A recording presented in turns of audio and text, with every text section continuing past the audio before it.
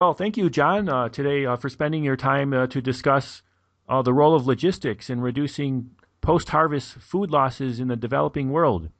Can you start by providing a brief background of yourself? Sure, Dustin. Yeah. My name is John Manners-Bell, and I'm Chief Executive of Transport Intelligence. We're a UK-based market research company with operations in Hong Kong and Atlanta. My own background is very much from within the industry. I started off working within operations within a family freight forwarding and logistics company. Since then, I've developed through working for UPS Supply Chain as a marketing manager in Europe, and went back to university, got an M.S.C in logistics, and then established Transport Intelligence just 10 years ago now. Thank you. And can you talk about what are post-harvest food losses in the developing world, and what is the problem? Well, post-harvest food loss is a really major problem. I think everyone realizes that feeding the world's population is going to be a major issue over the coming decades, 7 billion, and we are struggling to feed that number of mouths throughout the world. Some of the major population boom areas are in the developing world, such as in Africa and many parts of Asia.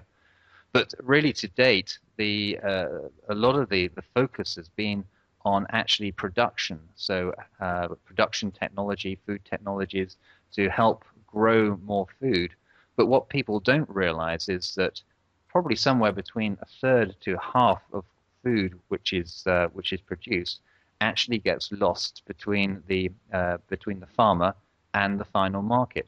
And to my mind, that really is a criminal situation because it's really down to the logistics industries in the developing world to enable the goods to be able to get to market and to get from market also into the consumer.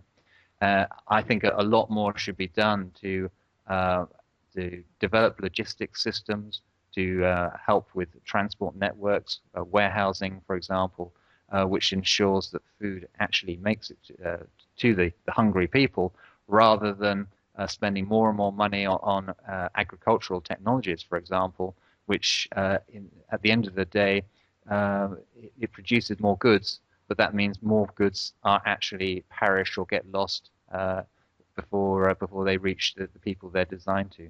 And is there more you could say about where this is happening?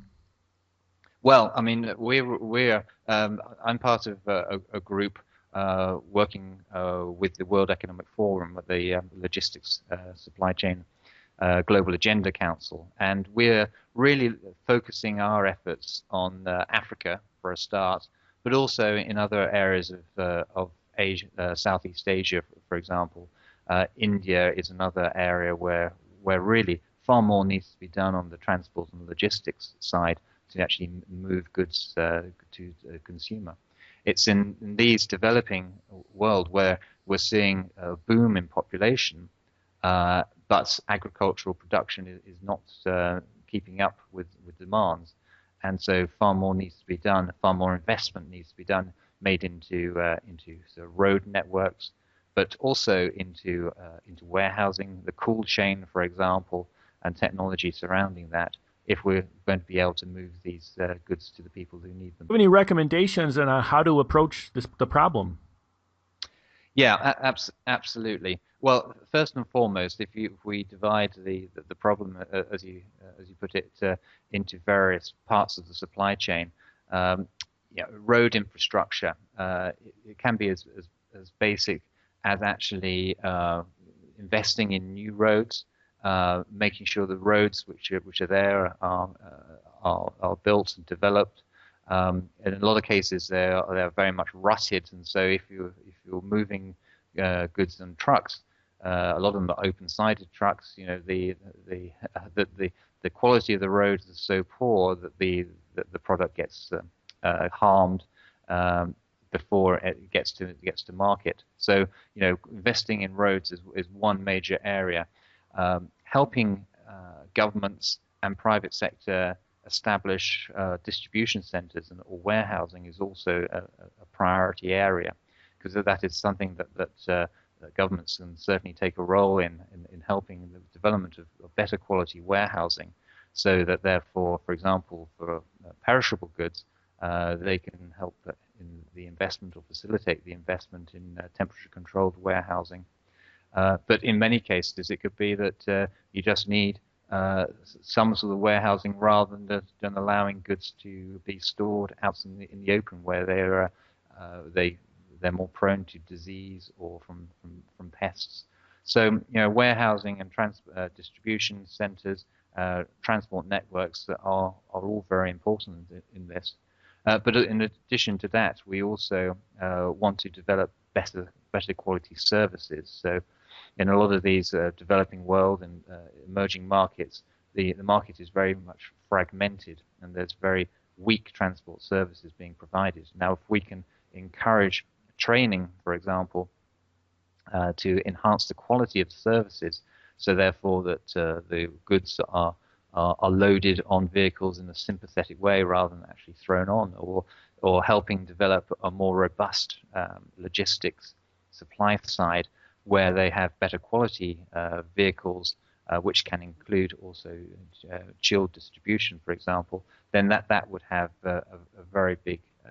Thank you. And do you have anything to say in conclusion? Yeah, the last thing I'd like to say in conclusion is that we're not talking about a lot of money. For example, a minimal amount of packaging can actually make a huge difference and can dramatically increase shelf life by using very, very cheap packaging, for example. So we're not talking about a massive amount of money. In many cases, we're talking about training people to use the resources they have in a better way. So I would say, yes, there is an element of investment needed by governments and by logistics companies and manufacturers, and we want to facilitate that. But also, there's a lot that can be done with very little resources, but through, say, training, for example, that can already make a huge amount. And thank you, John, for sharing.